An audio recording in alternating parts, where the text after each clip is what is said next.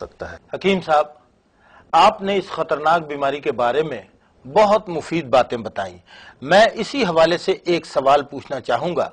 حکیم صاحب یہ بتائیے کہ اگر کسی جوڑے کو اس بیماری کی وجہ سے بے اولادی کی شکایت ہو تو آپ کے پاس اس کا کیا علاج ہے؟ ریوز صاحب، آپ نے بہت اچھا سوال پوچھا اور یقیناً ناظرین کے ذہن میں بھی یہ سوال پیدا ہوگا. ناظرین کرام، مجھے کہتے ہوئے فخر محسوس ہو رہا ہے کہ گنوریا یا سفلس جیسی مضر بیماری بھی نباتاتی ادویات کے ذریعے ٹھیک ہو جاتی ہے. ناظرین، یہ بات قابل ذکر ہے کہ ہماری تحقیق اور جڑی بوٹیوں پر ہونے والے کامیاب تجربات نے بھانج پن کی ان بیماریوں کو قابل علاج بنا دیا ہے، جن کے لیے جدید طب آپریشن کا مشورہ دیتی ہے. گنوریا کے حوالے سے عرض ہے کہ یہ بیماری مکمل طور پر قابل علاج ہے اور ہم نے اپنی ذاتی تحقیق کی بنیاد پر ایسے مؤثر نسخہ جات ترتیب دیے ہیں جو گنوریا کے زہریلے مواد کو پوری طرح خارج کرنے کی صلاحیت رکھتے ہیں. ناظرین کرام، اکثر لوگوں کا خیال ہے کہ دیسی دوائیاں جلد اثر نہیں کرتی بلکہ سال ہاں سال علاج کروانا پڑتا ہے. ایسے لوگوں کی اطلاع کے لیے عرض ہے کہ جڑی بوٹیوں سے تیار ہونے والی ادویات نہایت سریع الاثر ہوتی ہیں، لیکن شرط یہ ہے کہ ان ادویات کو تحقیق کی روشنی میں بنایا گیا ہو. جو اطباء حضرات کتابی نسخوں پر انحصار کرتے ہیں ان کے مریضوں کو یہ شکوہ رہتا ہے کہ دوا کام نہیں کرتی. ناظرین کرام، میرے پاس ایسی بہت سی مثالیں ہیں، یعنی میرے پاس ایسے بہت سے کیسز آئے ہیں جو گنوریا کی وجہ سے بے اولاد تھے. ان کی بیماری اس قدر بگڑ چکی تھی کہ تمام معالجین نے انہیں لا علاج قرار دیا تھا، مگر مجھے خوشی ہے کہ ہماری تحقیقی ادویات کے ذریعے وہ مریض نہ صرف مکمل طور پر شفا یاب ہوئے بلکہ اللہ تعالیٰ نے انہیں اولاد جیسی نعمت سے بھی نوازا. ناظرین کرام، یہ بات ہم سب کے لیے باعث فخر ہے کہ بھانج پن میں مبتلا مریضوں کو در بدر کی ٹھوکریں نہیں کھانا پڑیں گی، کیونکہ ہماری جدید تحقیق نے پاکستان میں ہی وہ علاج مہیا کیا ہے جس کے لیے مریضوں کو لاکھوں روپیہ برباد کرنا پڑتا تھا. یعنی بھانج پن میں مبتلا مریض اپنے وطن میں علاج نہ ہونے کے باعث ہزاروں ڈالر خرچ کر کے بیرون ملک جاتے تھے اور پھر بھی کامیابی کا تناسب 5% سے زیادہ نہیں ہوتا تھا. محترم ناظرین، بے اولادی کی وجہ گنوریا یا سفلس، ممپس ہوں یا اعصابی کمزوری، فالوپائن ٹیوبس کی بندش ہو یا رسولیاں، غرض یہ کہ بھانج پن کی کوئی بھی بیماری ایسی نہیں جو جڑی بوٹیوں سے ٹھیک نہ ہو سکتی ہو. بس اپنی اپنی تحقیق کی بات ہے، جو معالج جتنی تحقیق کرے گا اس کو اتنا ہی پھل ملے گا. ناظرین کرام، بحیثیت طبیب میں اس بات سے انکار نہیں کر سکتا کہ گزشتہ دور میں امراض بھانج پن کے حوالے سے اطباء کرام نے کچھ زیادہ تحقیق سے کام نہیں لیا.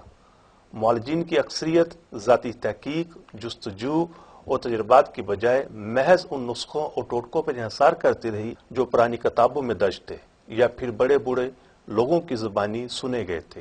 یہی سبب ہے کہ تحقیق کی عدم موجودگی میں بننے والے یہ مرکبات افادیت کے اعتبار سے اتنے مؤثر ثابت نہ ہوئے کہ ان کے ذریعے ایسی خطرناک بیماریوں کی روک تھام ہو سکے. ناظرین کرام، اس وجہ سے بھانج پن کے مریض یونانی طریقہ علاج سے کتراتے رہے، مگر اب ایسے مریضوں کو فکر مند ہونے کی ضرورت نہیں، کیونکہ بھانج پن میں مبتلا مایوس اور پریشان مریضوں کے لیے ہمارے پاس شافی علاج موجود ہے. حکیم صاحب، بچپن کے حوالے سے آپ نے ہمارے ناظرین کو بہت خوبصورت باتیں بتائیں. میں اس کا تہ دل سے آپ کا شکر گزار ہوں اور انشاءاللہ مزید باتیں جو ہوں گی وہ اگلے پروگرام میں ہوں گی اور خطوط بھی پیش کروں گا. آپ کی آمد کا بہت بہت شکریہ. ناظرین کرام، خدا سے پر امید رہیے اور بے اولادی کا دکھ اٹھانے کی بجائے جدید نباتاتی علاج کے لیے حکیم دلشاد صاحب سے رجوع کیجئے، مشورہ کیجئے. اللہ تعالیٰ آپ کی مرادوں کو ضرور پورا کرے گا. رابطے کے لیے ہمارا پتہ ہے طب اسلامی دواخانہ، اعظم شادی ہال، چوک یادگار، لاہور، پاکستان. موبائل نمبر ہمارا نوٹ فرما لیجئے.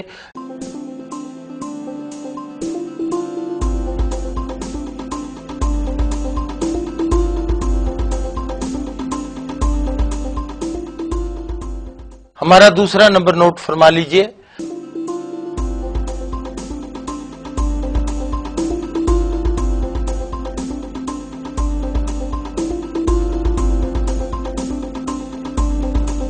اس کے ساتھ ہی اگلے پروگرام تک کے لیے اپنے میزبان غیور اختر کو اجازت دیجیے. ڈھیروں معلومات کے ساتھ انشاءاللہ تعالی پھر ملاقات ہوگی. تب تک کے لیے اللہ حافظ.